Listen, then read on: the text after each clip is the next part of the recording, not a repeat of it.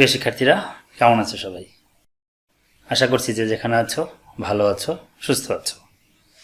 তো প্রিয় শিক্ষার্থীরা, অনলাইন ক্লাসের ধারাবাহিকতায় আজ আমি তোমাদের ভেক্টর অধ্যায় থেকে আরও দুটি গুরুত্বপূর্ণ উদ্দীপক সলভ করতে যাচ্ছি। আজকের উদ্দীপক দুটির বিষয়বস্তু নির্ধারণ করছি এরকম।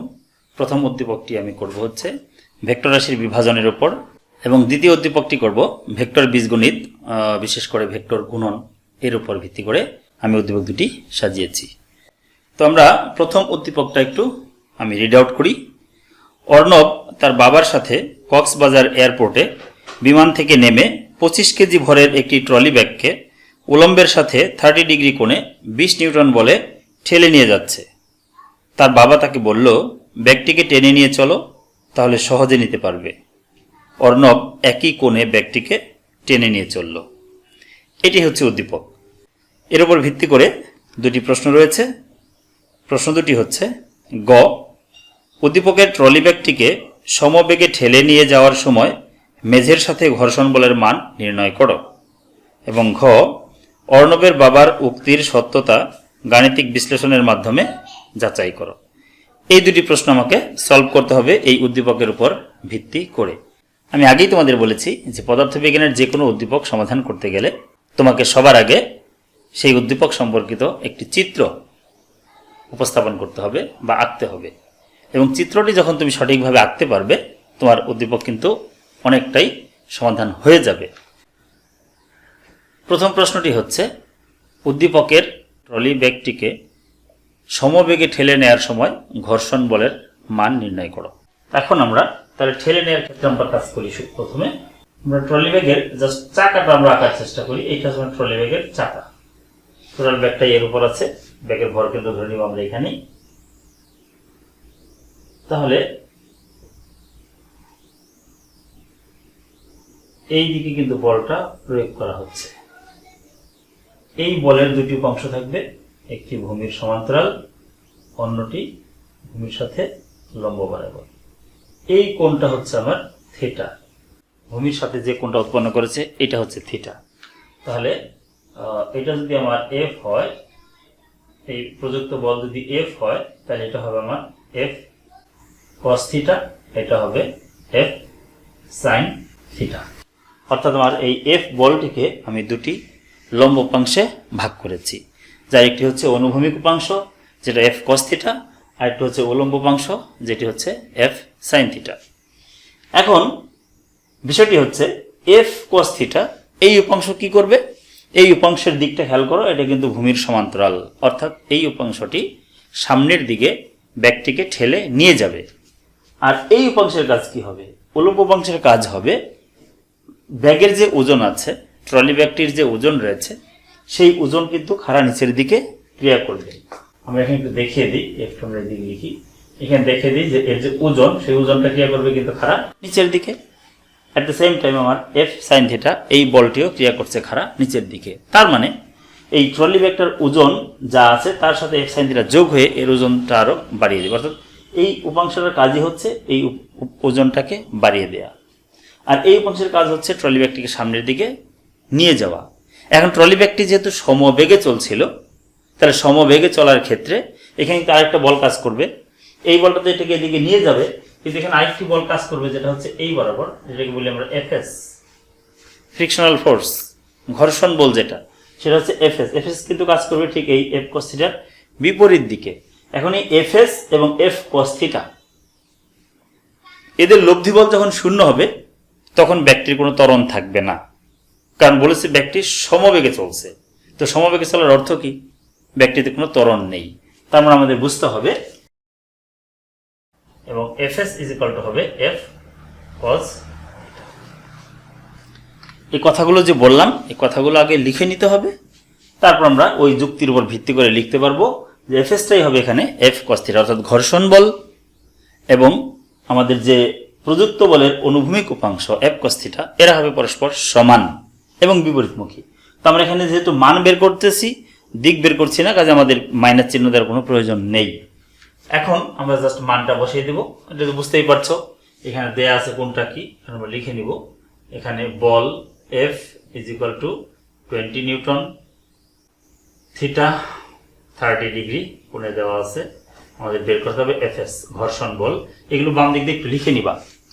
ওকে, মান জাস্ট বসিয়ে দাও, তাহলে হয়ে যাবে 20 গুণন cos 30। cos 30 হচ্ছে √3/2, তার মানে হচ্ছে 20 গুণন √3/2, অর্থাৎ 10 গুণন √3, তার মানে তোমার 17.32 এরকম হবে, এত নিউটন। এটা হচ্ছে এফএস, এটা কিন্তু আমার অ্যান্সার। এবার আমরা ঘ নম্বরে যাব। ঘ নম্বরের প্রশ্নটি কি ছিল?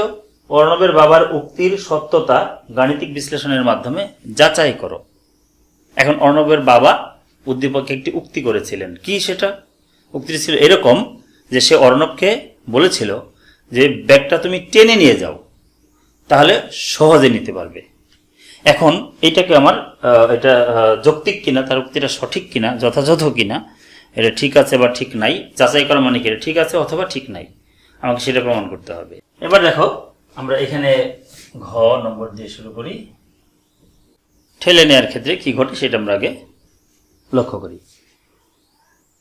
এখানে খেয়াল করতে হবে যে ঠেলে নেওয়ার ক্ষেত্রে কিন্তু এই বলটা ক্রিয়া করতেছে নিচের দিকে, উপাংশটা, অর্থাৎ আমাদের যে প্রযুক্ত বল, সেই প্রযুক্ত বলের যে উলম্ব উপাংশ এফ সাইন থিটা, সেটা কিন্তু ক্রিয়া করতেছে খাড়া নিচের দিকে। অ্যাট দ্য সেম টাইম আমাদের যে ট্রলির ওজন, সেইটাও ক্রিয়া করতেছে খাড়া নিচের দিকে। তার মানে দেখা যাচ্ছে এখানে ট্রলির ওজনটা বৃদ্ধি পাচ্ছে। আমরা সেই কতটুকু ওজন বৃদ্ধি পেল সেটা আমরা বের করতে চাই, কি পরিমাণ ওজন বৃদ্ধি পেল সেটা আমরা বের করতে চাই। তাহলে আমরা সেটা করতে পারি খুব সহজেই। এখানে ট্রলি ব্যাগের ভর দেয়া আছে, আমরা প্রথমে লিখি ট্রলি ব্যাগের নিজস্ব ওজন। ট্রলি ব্যাগের নিজস্ব ওজন আমরা ডব্লিউ দিয়ে লিখি ইকুয়াল টু mg। এম এর মান কিন্তু আমাদের জানা আছে, এখানে দেওয়া আছে এম। ডান দিকে লিখবো তোমার এখানে এম সমান হচ্ছে খুব সম্ভবত 25 কেজি। হ্যাঁ, 25 কেজি। আর জি মান আমরা জানি 9.8 মিটার পার সেকেন্ড স্কোয়ার। আমরা যে মানগুলো বসিয়ে দিই 25 গুণন 9.8, তাহলে এটা আসবে। তাহলে দেখা যাচ্ছে W=245 নিউটন। ওকে, এবার আমরা আসি যে প্রযুক্ত বলের যে উলম্ব উপাংশ, প্রযুক্ত বলের উলম্ব উপাংশ সেটা কত আসবে? সেটা হচ্ছে তোমার এফ সাইন থিটা। এফ এর মান হচ্ছে 20 ইন্টু হচ্ছে সাইন থিটার মান 30। আমরা আগে মানগুলো লিখেছিলাম, ওই মানগুলো আবার লিখে নিব। তাহলে এটা আসবে সাইন 30 মানে হাফ, তোমার 10 নিউটন। তাহলে প্রযুক্ত বলের উলম্ব উপাংশ কিন্তু 10 নিউটন। এই 10 নিউটন কাজ করছে কোন দিকে? ডাউনওয়ার্ড, খাড়া নিচের দিকে। আর ওজনটা কাজ করতেছে এটাও খাড়া নিচের দিকে। তার মানে ট্রলির আপাত ওজন আমরা লিখব, সুতরাং ট্রলির আপাত ওজন equal to 245 Newton plus 10 Newton, তার মানে হচ্ছে 255 নিউটন। আশা করি বিষয়টি তোমরা বুঝতে পেরেছো যে ট্রলির আপাত ওজন হবে, অর্থাৎ ট্রলির ওজন কিন্তু আসলে 245 নিউটন, কিন্তু ঠেলার জন্য ওজনটা একটু বেড়ে যাবে মনে হবে, সেই বেড়ে যাওয়া মনে হওয়া যে ওজনটা সেটা হবে তোমার 255 নিউটন। ওকে, এবার আমরা টানার ক্ষেত্রে একটু দেখি কি হয়। এখানে আসলে আর নতুন করে করার কিছু নেই, জাস্ট আমি একটু বলে দিচ্ছি, তোমরা কিন্তু ডিটেলস করবে। আবার লিখবে কি টেনে নেওয়ার ক্ষেত্রে। টেনে নেওয়ার ক্ষেত্রে কি ঘটবে আমি এখানে চিত্র এঁকে একটু দেখিয়ে দিচ্ছি। টেনে নেওয়ার ক্ষেত্রে চিত্রটা হবে এরকম, এইভাবে টানবে। এইটা হচ্ছে আমাদের এফ, এইটা হচ্ছে থিটা, এইটা হচ্ছে আরেকটা উপাংশ, এই যে দুটি উপাংশ খেয়াল করো। এই উপাংশ হচ্ছে এফ কস থিটা, এই উপাংশ হচ্ছে এফ সাইন থিটা। তাহলে এখানে কি হচ্ছে? বিষয় কিন্তু একই, এখানে থিটা 30 ডিগ্রি, এখানেও কিন্তু থিটার মান 30 ডিগ্রি আছে। তাহলে উপাংশ দুটির মান কিন্তু একই হবে, অর্থাৎ আগে অনুভূমিক উপাংশ যা ছিল এখনো অনুভূমিক উপাংশের মান কিন্তু একই আছে। আগে উলম্ব উপাংশের মান যা ছিল এখনো উলম্ব উপাংশের মান একই আছে। শুধু পার্থক্য হয়েছে কি? পার্থক্য হলো আগের উলম্ব উপাংশটা নিচের দিকে ছিল, এখনকার উলম্ব উপাংশটা হবে উপরের দিকে, মানে টেনের ক্ষেত্রে উলম্ব উপাংশটা হবে উপরের দিকে, এটাই পার্থক্য। এই জন্য কি হবে, যেহেতু ওজনটা ক্রিয়া করতেছে খাড়া নিচের দিকে, আর উল্লম্ব অংশটা হচ্ছে উপরের দিকে, ফলে ট্রলি ব্যাগের ওজন কিছুটা কমে যাবে। এই কমে যাওয়াটাই হচ্ছে এখানে মূল বিষয়। তাহলে আমরা বাকি এইখানে যা যা করেছি সবই তুমি করবা টেনে নেওয়ার ক্ষেত্রে। শেষে শুধু আমরা লিখে দিব প্রযুক্ত বলের উল্লম্ব অংশ সবই ঠিক আছে। এইখানে এসে আমরা যে কাজটি করব, ট্রলি ব্যাগের আপাত ওজন টেনে নেওয়ার ক্ষেত্রে আমরা লিখে নিয়ে টেনে নেওয়ার ক্ষেত্রে, টেনে নেওয়ার ক্ষেত্রে আমি আবার বলছি এই সবই তোমাকে করতে হবে। ট্রলি ব্যাগের নিজস্ব ওজন কত সেটা অবশ্যই এখানে বের করা আছে, না করলেও চলবে। প্রযুক্ত বলের উল্লম্ব অংশ কত এটাও বের করা আছে। তাহলে আমরা এটা লিখলেই হলো। টেনে নেওয়ার ক্ষেত্রে যেহেতু এই কথাটা বলে নিতে হবে কেন আমরা বিয়োগটা করব, কারণ বিপরীত দিকে, সেই জন্য আমরা এখানে লিখবো ট্রলি আপাত ওজন 245 নিউটন মাইনাস হচ্ছে 10 নিউটন, তার মানে কত হচ্ছে 235 নিউটন। তার আমরা স্পষ্টই দেখতে পাচ্ছি যে টেনে নেওয়ার ক্ষেত্রে ট্রলির ওজনটা 235 নিউটন, কিন্তু ঠেলে নেওয়ার ক্ষেত্রে ট্রলির আপাত ওজন হচ্ছে 255 নিউটন। যে বস্তুর ওজন বেশি রাস্তার সাথে তার ঘর্ষণ বল বেশি, যার ওজন কম রাস্তার সাথে তার ঘর্ষণ বল কম। এই জন্য ঠেলার চেয়ে টানাটা সহজ। কাজেই আমরা বলতে পারি অর্ণবের বাবার উক্তি যথাযথ ছিল। আশা করি বিষয়টি তোমরা বুঝতে পেরেছ। তো আমরা দ্বিতীয় উদ্দীপকে চলে যাব এখন। দ্বিতীয় উদ্দীপকটি হচ্ছে এরকম: একটি ত্রিমাত্রিক প্রসঙ্গ কাঠামোর মূল বিন্দু থেকে তিনটি বিন্দুর স্থানাঙ্ক যথাক্রমে a 3 -4 5, b 2 -1 1, c 1 2 -3। বিন্দু তিনটির অবস্থান ভেক্টরকে যথাক্রমে a, b এবং c ভেক্টর দ্বারা প্রকাশ করা হয়। গ নম্বর প্রশ্ন হচ্ছে a ও b একটি ত্রিভুজের দুটি সন্নিহিত বাহু নির্দেশ করলে ত্রিভুজটির ক্ষেত্রফল নির্ণয় করো। ঘ এ, বি ও সি ভেক্টর তিনটি দ্বারা একটি ঘন সামান্তরিক গঠন করা সম্ভব কিনা, সম্ভব হলে এর আয়তন নির্ণয় করো। প্রথমে আমি কি করব, উদ্দীপকের উপর ভিত্তি করে চিত্র আঁকার চেষ্টা করব। এখানে তিনটি বিন্দু রয়েছে, আমরা একটা স্থানাঙ্ক ব্যবস্থা আঁকতে পারি, ত্রিমাত্রিক স্থানাঙ্ক ব্যবস্থা। ধরো এখানে একটা বিন্দু নিলাম আমি, এটা এ বিন্দু, এখানে একটা বিন্দু নিলাম, ধরো এটা বি বিন্দু, এখানে একটা বিন্দু নিলাম, ধরো এটা সি বিন্দু। আমি ইচ্ছা মতো নিচ্ছি, সমস্যা নেই। এখানে যে একদম তোমার ওই প্লাস মাইনাস সব মিলতে হবে এমন কোনো কথা নেই, তুমি তোমার সুবিধা মতো নিয়ে নিবা। এ বিন্দুর স্থানাঙ্ক 3 -4 5, 3 -4 5। বি বিন্দুর স্থানাঙ্ক 2 -1 1, 2 -1 1 এবং সি বিন্দুর স্থানাঙ্ক 1 2 -3, 1 2 -3। তো তোমরা দেখতে পাচ্ছ এখানে বোর্ডে আমরা একটা চিত্র এঁকেছি। এখানে এ বিন্দুর স্থানাঙ্ক এটা, বি বিন্দুর স্থানাঙ্ক এটা, সি বিন্দুর স্থানাঙ্ক এটা। এখন আমি যদি বলি এই এ বি সি বিন্দু তিনটির অবস্থান ভেক্টর কি হবে, তাহলে কি করতে হবে, আমাকে যে মূল বিন্দু ও আছে এই ওর সাথে জাস্ট যোগ করতে হবে।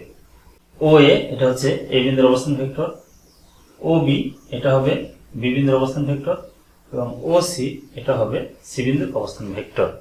আমাদের উদ্দীপক অনুসারে এটাকে আমরা এ ভেক্টর দিয়ে প্রকাশ করব, এটাকে আমরা বি ভেক্টর দিয়ে প্রকাশ করব এবং এটাকে আমরা সি ভেক্টর দিয়ে প্রকাশ করব। বা চিত্র হতে আমরা লিখতে পারি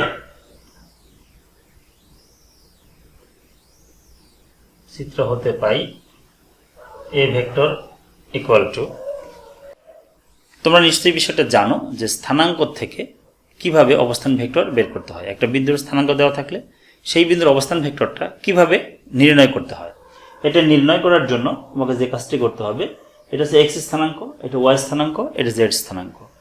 তো এক্স ওয়াই জেড অক্ষ বরাবর যে তিনটি একক ভেক্টর রয়েছে যাদেরকে আমরা বলি আয়ত একক ভেক্টর। এক্স অক্ষ বরাবর হচ্ছে আই ক্যাপ, ওয়াই অক্ষ বরাবর জে ক্যাপ এবং জেড অক্ষ বরাবর কে ক্যাপ। একটি স্থানাঙ্কের যে কোনো মানকে ওই অক্ষ বরাবর যে একক ভেক্টর রয়েছে সেটিতে গুণ করতে হবে, তারপর সবগুলোকে যোগ করতে হবে, তাহলে অবস্থান ভেক্টর পাওয়া যাবে। তার মানে এটা হচ্ছে এক্স অক্ষ বরাবর, তার মানে আই ক্যাপ দিয়ে গুণ করতে হবে, অর্থাৎ 3 I cap minus 4 J cap plus 5 K cap. এটা হবে এ বিন্দুর অবস্থান ভেক্টর। আশা করি বিষয়টি তোমরা বুঝতে পেরেছ। আমি বাকি দুটো তাড়াতাড়ি লিখে ফেলি।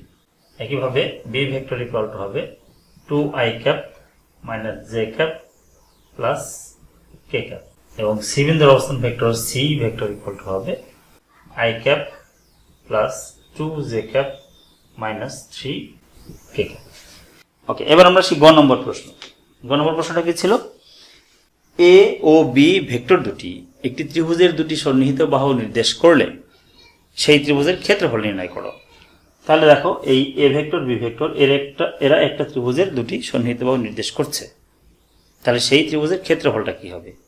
আমরা সরাসরি কিন্তু এরকম কোনো টপিকস পড়িনি, কিন্তু আমরা এটা পড়েছি যে দুটি ভেক্টর যদি একটি বিন্দু থেকে ক্রিয়া করে একটি সামুদ্রিকের দুটি সন্নিহিত বাহু নির্দেশ করে, তাহলে ওই ভেক্টর দুটির ভেক্টর গুণফলের মান অথবা ক্রস গুণফলের মান সেটি কিন্তু ওই সামুদ্রিকের ক্ষেত্রফল নির্দেশ করে। আর সামুদ্রিকের একটি কর্ণ কিন্তু সামুদ্রিককে দুটি সমান ক্ষেত্রফল বিশিষ্ট ত্রিভুজে ভাগ করে। কাজে আমরা একটা ত্রিভুজের ক্ষেত্রফল যখন বলবো তখন বুঝতে হবে এটা ওই সামুদ্রিক ক্ষেত্রের অর্ধেক হবে ত্রিভুজের ক্ষেত্রফল। সেই জন্য আমরা সরাসরি যে বিষয়টা লিখতে পারি, আমরা এইভাবে লিখি যে গ নম্বরের ক্ষেত্রে আমরা জানি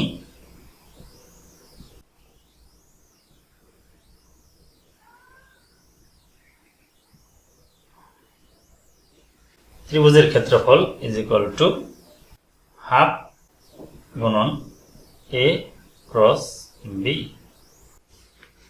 half of modulus A cross B, অর্থাৎ modulus of A cross B বের করতে হবে, তারপরে তার মান বের করতে হবে। মানে আগে এ ক্রস বি বের করতে হবে, তারপরে তার মান বের করতে হবে, তাকে অর্ধেক করতে হবে, তাহলে কিন্তু ত্রিভুজের ক্ষেত্রফল পেয়ে যাব। তাহলে প্রথমে আমাদের কি করতে হবে? এ ক্রস বি বের করতে হবে। তাহলে আমরা এ ক্রস বিটাকে বের করার চেষ্টা করি। A cross B equal to, এর মান কি 3i cap minus 4j cap plus 5k cap cross B, B হচ্ছে 2i cap minus j cap plus k cap. তোমরা নিশ্চয়ই জানো ক্রস গুণন কিভাবে করতে হয়। ক্রস গুণন করার নিয়ম হচ্ছে নির্ণায়ক পদ্ধতিতে, অর্থাৎ আমরা এখন যে কাজটি করব, একটা নির্ণায়ক চিহ্ন দিব, উপরে লিখব কি i j k, আর নিচে কি লিখব? প্রথম ভেক্টর কোনটা আমার? a, দ্যাট ইজ এইটা প্রথম ভেক্টর। প্রথম ভেক্টরের ক্ষেত্রে যে সহগগুলো সেগুলো আগে লিখবো আমরা। i এর সহগ 3, j এর সহগ -4, k এর সহগ 5, ওগুলো আমরা লিখবো, অর্থাৎ 3 -4 5। ঠিক একইভাবে পরেরটা লিখবো 2 -1 1। অর্থাৎ আমাদের যে বিন্দু রয়েছে দেখো, সেই বিন্দুর স্থানাঙ্ক কিন্তু বসিয়ে দিলেই হয়ে যাচ্ছে। এবার আমরা এটাকে বিস্তার করব। নির্ণায়ক বিস্তার করবো, তোমরা সবাই হয়তো জানো। আই ক্যাপের সাপেক্ষে যখন আমরা বিস্তার করব তখন কি করতে হবে? আই বরাবর কলাম বাদ যাবে, আই বরাবর সারি বাদ যাবে। আমার থাকবে হচ্ছে এই চারটি, আই বরাবর কলাম বাদ, আই বরাবর সারি বাদ, থাকবে এই চারটি। সবসময় আগে এই দিক গুণ করতে হবে। তার মানে হচ্ছে তোমার -4 সূত্রের মাইনাস, এটা -5, তোমার +5 হয়ে যাবে। মাইনাস জে ক্যাপ, এটা সূত্রের মাইনাস দিতে হবে, জে বরাবর কলাম বাদ, জে বরাবর সারি বাদ, এদিকে আগে গুণ করো, তার মানে 3 সূত্রের মাইনাস, এটা হবে 10 প্লাস কে ক্যাপ, কে বরাবর কলাম বাদ, কে বরাবর সারি বাদ, এই চারটি থাকবে। তার মানে -3 সূত্রের মাইনাস, এটা হচ্ছে -8, তার মানে +8 হয়ে যাবে। তাহলে দাঁড়াচ্ছে এখানে হচ্ছে আই ক্যাপ, এখানে হচ্ছে -7, মাইনাস প্লাস হয়ে যাবে 7j ক্যাপ প্লাস এটা হবে 5k ক্যাপ। এটা হচ্ছে তোমার a ক্রস b। তো এটা যদি a ক্রস b হয় তাহলে আমরা modulus of a cross b নিশ্চয়ই বের করতে পারবো। এবার আমাদের এই যে ক্ষেত্রফল বের করতে গেলে আমার লাগবে কি? Modulus of a cross b। তো আমি যেটা a ক্রস b বের করেছি, সুতরাং modulus of a cross b equal to, এটা রুট ওভার i এর সহগ কত 1 তার স্কয়ার, j এর সহগ কত 7 তার স্কয়ার, k এর সহগ কত 5 তার স্কয়ার। জাস্ট সহগগুলো কি স্কয়ার করো, তাদের যোগ করো, রুট করো, তাহলে কিন্তু মান বের হয়ে যাবে ভেক্টরে। এটা হয়ে যাবে 1 প্লাস 49 প্লাস 25 রুট ওভার, এটা হয়ে যাবে তোমার রুট ওভার 75, এটা বোধহয় 8.67 আসবে। এখন জাস্ট এই মানটা আমরা এখানে যদি বসিয়ে দিই তাহলে কিন্তু ত্রিভুজের ক্ষেত্রফল হয়ে যাবে। সুতরাং আমরা লিখতে পারবো আমাদের কাঙ্ক্ষিত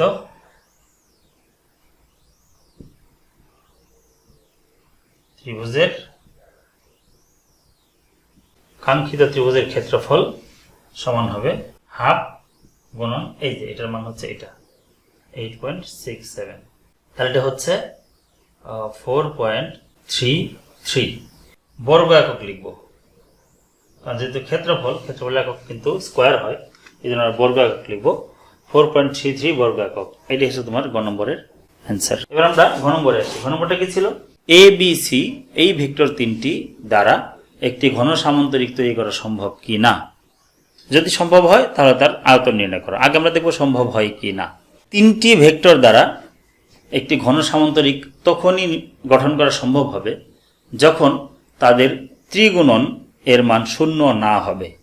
ত্রিগুণনের মান যদি শূন্য হয় তাহলে কিন্তু ঘন সামান্তরিক গঠিত হবে না।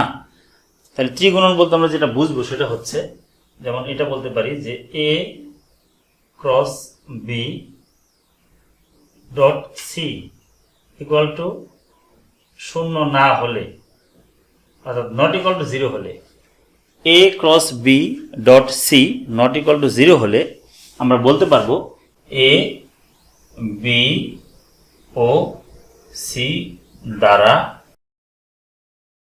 ঘন সামান্তরিক গঠন করা সম্ভব হবে।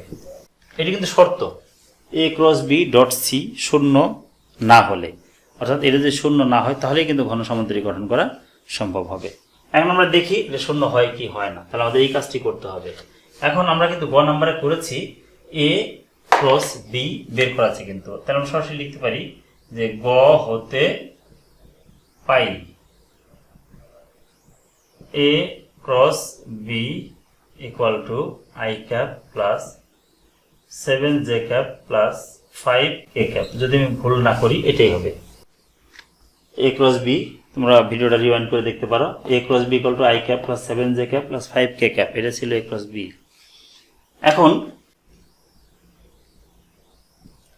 এ cross B dot C equal to, তাহলে আমরা লিখবো এ ক্রস বি মানে হচ্ছে I cap plus 7j cap plus 5k cap dot, এই ডটটা দিতে হবে। সি মানে হচ্ছে তোমার I cap plus 2j cap minus 3k cap. Dot গুণনের নিয়ম তোমরা জানো, এটা খুব সহজ। আয়ের সহগের সাথে আয়ের সহগ গুণ করতে হবে, জে এর সহগের সাথে জে এর সহগ গুণ করতে হবে, কে এর সহগের সাথে কে এর সহগ গুণ করতে হবে, সাথে চিহ্নগুলো থাকবে। যেমন এখানে +1 +1 তার মানে +1ই হবে। পরেরটা +7 +2 তার মানে +14। পরেরটা +5 -3 তার মানে -15। তাহলে কি দেখা যাচ্ছে 15 -15 তার মানে কি 0। তাহলে দেখো a cross b dot c equal to 0। আমরা কিন্তু বলেছিলাম যে a cross b dot c not equal two 0 হলে a b c দ্বারা ঘন সামান্তরিক গঠন করা সম্ভব, কিন্তু আমাদের এখানে কিন্তু 0 বের হয়েছে। যেহেতু a cross b dot c অর্থাৎ ভেক্টর তিনটির ত্রিগুণন ট্রিপল প্রোডাক্ট 0, ফলে আমরা বলতে পারি এই ভেক্টর তিনটি দ্বারা ঘন সামান্তরিক গঠন করা সম্ভব নয়। এখন যদি সম্ভব হতো তাহলে আমাদের আয়তন বের করতে হতো। ইনফ্যাক্ট আমরা যখন এটা করতাম তখন এখানটা 0 নামে একটা মান পেতাম, যে মানই পেতাম সেই মানটাই আসলে আয়তন। সেটা জাস্ট এই ঘন সামান্তরিকটা আয়তন হচ্ছে এত ঘন একক, এই কথাটি লিখে দিলেই হয়ে যেত। তো এইটাই ছিল আমাদের দ্বিতীয় উদ্দীপক। তো আশা করি তোমরা বুঝতে পেরেছ। তো এরপর আমি তোমাদের নিউটনের বলবিদ্যা অধ্যায় থেকে দুটি গুরুত্বপূর্ণ উদ্দীপক নিয়ে আলোচনা করব পরবর্তী লেকচারে। আশা করি তোমরা আমার সাথে যুক্ত থাকবে এবং সেই পর্যন্ত সবাই ভালো থাকো, সুস্থ থাকো। আল্লাহ হাফেজ।